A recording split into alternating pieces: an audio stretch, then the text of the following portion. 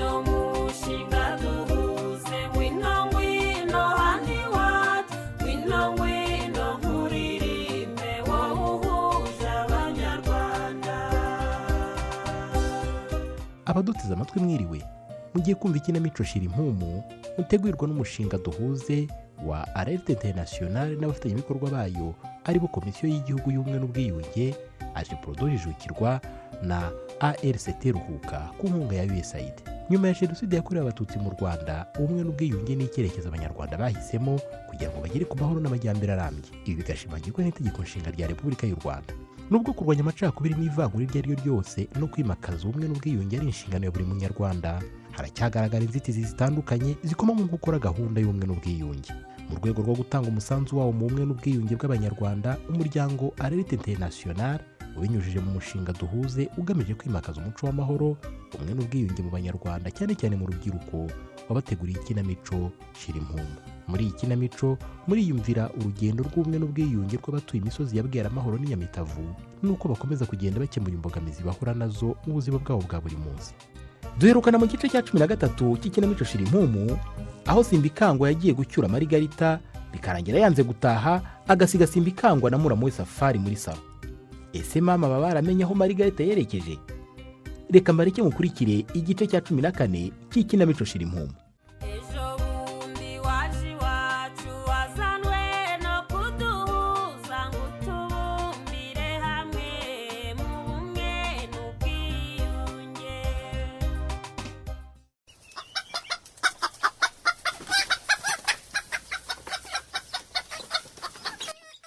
Babivuze ukuri koko ngo abishyize hamwe nta kibananira.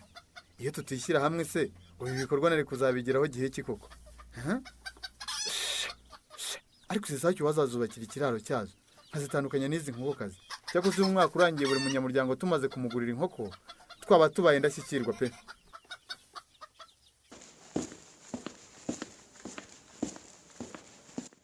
Ariko se telefone ya Karinganiye yabaye ikiba kuva itariho. Reka ngeri wabo menye uko byamugendeke. Rebe na za nkoko twamuguriye niho zaratangiye gutera murangira hazajya gurisha amagi batamuhenze. Ndabona ngiye kuhagera.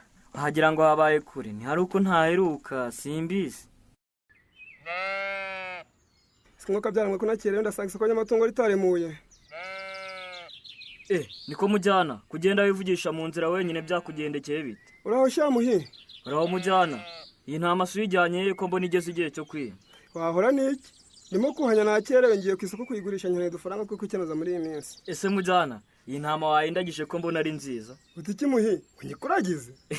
No kuri da, cyangwa suyingabire nzajya nkwirahera ko wangabiye ntama nawe. Muhi, ndakumva mujyana. Nta kibazo byose birashoboka. Ari ukuyikuragiza cyangwa kuyikoroza, gusa nkeneye amafaranga pe kandi ubyumve. Ariko mujyana, reka mpamagare mama mubaze. Mu minsi ishize yashakaga intama yo korora. Ingana nk'igeze igihe cyo kwiba. Mumbariza se muhi, nibura dose iguzwe n'umuntu uzi imaze kubyara nanjye nagaruka kanyeroza. Iyi ntama ni nziza ndabizi mama nayibona arayishima.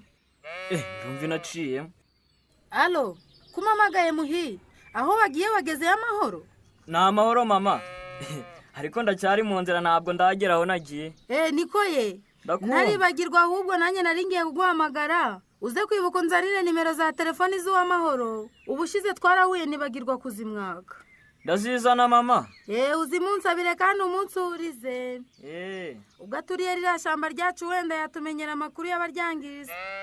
Ese ko numva inama zitama. Aho niho wagiye muhi? Niho ndi kwerekeza mama.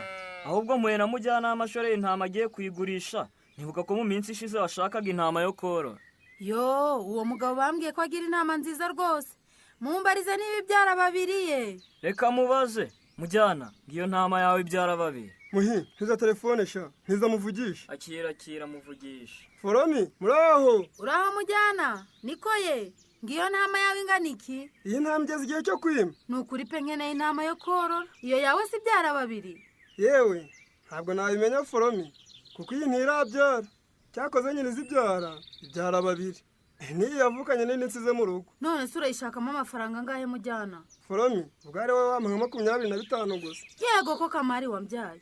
ayo ko ari menshi mujyana. Ntabwo ari menshi da, cyakoze wenda uyibonye twavugana nawe ukabanza ukayishima. Ye noneho yinzanire mu rugo, hari aho nendaga kujya ariko ndaba ndetse ngutegereze tubanze twumvikane. Reka nza mu minota nka 30 uraba nkugezeho ye. Ye sawa urakoze. Yego ye. Mujyana sinkukoreye umuti ubwo nawe uzansengerera rero. Kora sha muhi urakagabo. Ahubwo se muhi zamahirwe turahuye. Niko ye. Iminsi yakiza numvise ko yakarabu yanyu duhuze. Mwagize igitekerezo cyo kubakira kampira icumbi. Nibyo pe. Kunguranye inama tuza guhuriza ku gitekerezo cy'uko twatangira gufasha abantu bafite ibibazo bitandukanye. Ariko tukibanda ku bikorwa bishigikira ubumwe n'ubwiyunge. Nuko dusanga hari bamwe mu barokotse jenoside yakorewe abatutsi ndetse hari n'abo mu miryango y'abagize uruhare muri jenoside imwe n'imwe idafite amacumbi, kwiyemeza guhuriza hamwe imbaraga zacu mu bushobozi bwacu tukajya tububakira. Iki gitekerezo mwagize ni cyiza pe. Ahubwo se kuki mutamenyesheje ngo dusabe n'ubuyobozi bw'akagari nabwo budufashe twiyambaze n'abandi baturage. Uzi ko inziba yaruzuye. Umuyobozi w'umudugudu we yarabizi kuko yadufashije no gushakira kampira isakara. Gusa turateganya gusubirayo vuba tukareba ko kwezi kwashira inzu yuzuye maze akayimukiramo. Muhi ndimo kwihuta reka ndebe mama wawe, ariko uzampamagare tuganire mbere yuko mujyayo nsaba ubuyobozi budufashe kiriya gikorwa cyo guhariga urubyiruko gusa. Ahubwo tuzihe umuhigo nibura umwaka uzashira tugize icyo dukora nk'urubyiruko. Byaba ari byiza pe, cyane cyane ko icyo gikorwa cy'umuganda cyajya kiduhuza tukanaganira. Nuko ibikorwa byanyu byankoze ku mutima, yaba gufashanya hagati yanyu mu bikorwa by'iterambere nk'urubyiruko, yaba kubakira abatishoboye amacumbi. Ibyo byose bigira uruhare mu guteza imbere ubumwe n'ubwiyunge. Turagerageza mujyana, ahubwo namwe twari tubakeneye kuko nk'urubyiruko turi kumwe muri club duhuze usanga benshi batazi amateka y'ukuri ya jenoside yakorewe abatutsi kuko bamwe yabaye ari bato abandi bavuka nyuma yayo. Bityo rero rimwe na rimwe ugasanga bamwe mu babyeyi bacu bagifite ingengabitekerezo ya jenoside, bayobya urwo rubyiruko bakaruha inyigisho mbi z'amacakubiri. None rero tukaba twifuzaga ko rimwe mu kwezi nk'urubyiruko twajya tugira umutumirwa wajyaza kutuganiriza ku mateka ya jenoside ndetse n'amateka y'igihugu cyacu muri rusange. Icyo gitekerezo ni cyiza. Noneho reka ngende, nta kerewe ntaza gutinza mama wawe. Tuzashaka kanya tuganire. Urakoze cyane mujyana.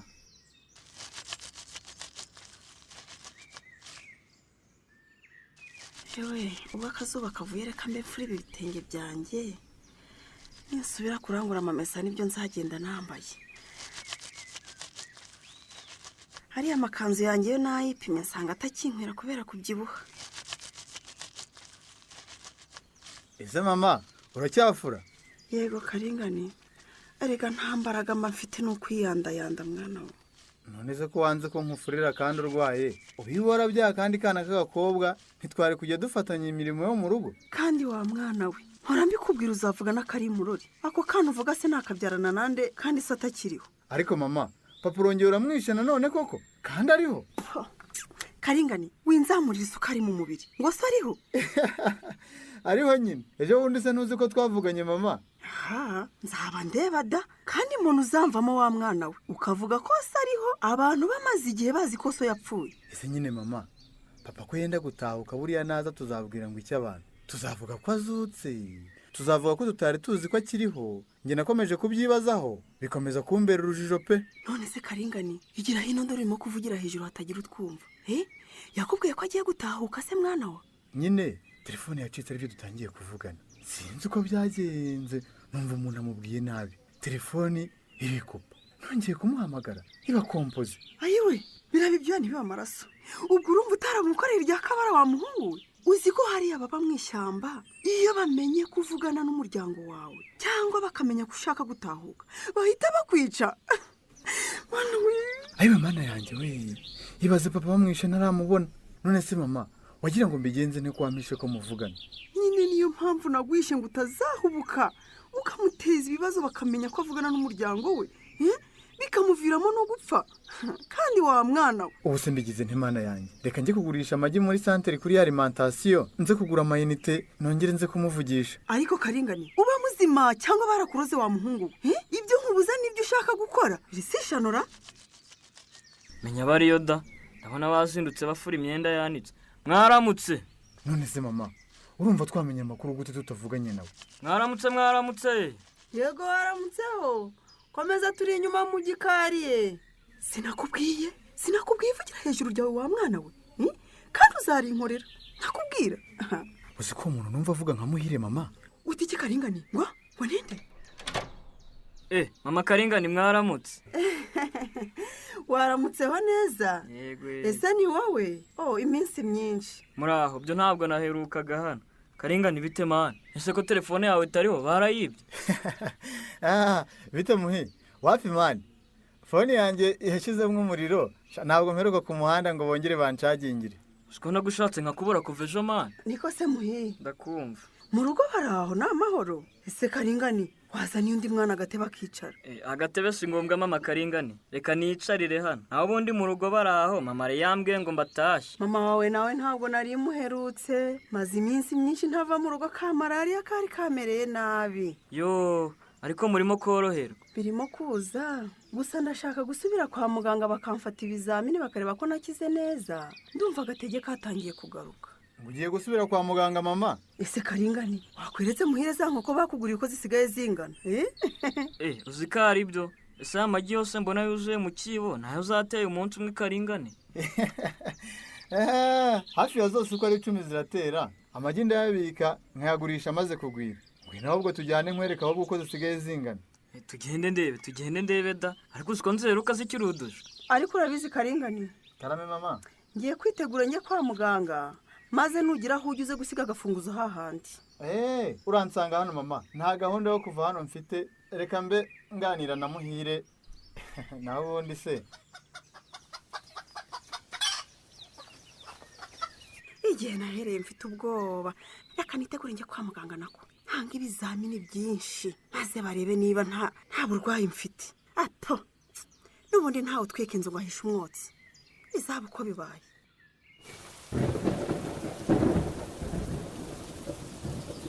Bikase muramo. Mushiki wanjye ni kuriya mu bana. Ko mbona bagowe. Umuntu udashobora no kubaha musaza ngo wumve icyo amubwira. Ndebera nka buri yaragiye.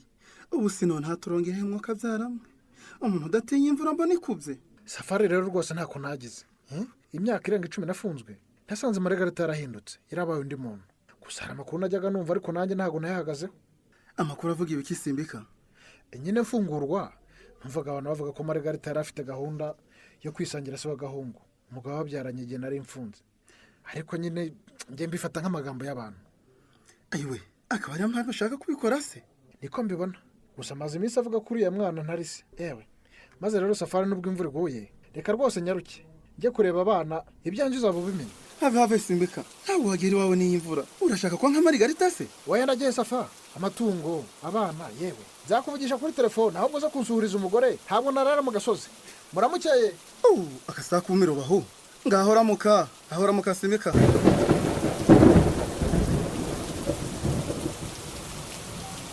Simbikangwa nyuma yo kutagera ku mugambi wo gucyura umugore we Margarita yahisemo gutaha mu mvura ngo asange abana. Ese mama yaba yaragezeyo? Uw'amahoro n'umuhungu Karinganire bakomeje umugambi wo guhisha ko Rwema kiriho. Ese umunsi byamenyekanye bizagenda gute? Ntuzacikwe n'igice cya 15 cy'ikinamico SHIRIMPUMU. Hari icyakunyuze, ufite ikibazo, inama watanga cyangwa igitekerezo, watwandikira ubutumwa bugufi kuri nimero ikurikira 0785 292 501 cyangwa se ukohereza ubutumwa bugufi kuri email ikurikira shirimpumu2020@yahoo.com. Mushobora kandi no kudusura ku rubuga rwacu rwa YouTube ari rwo Ikinamico SHIRIMPUMU. Ukaba wabasha kumva ikinamico zose zatambutse.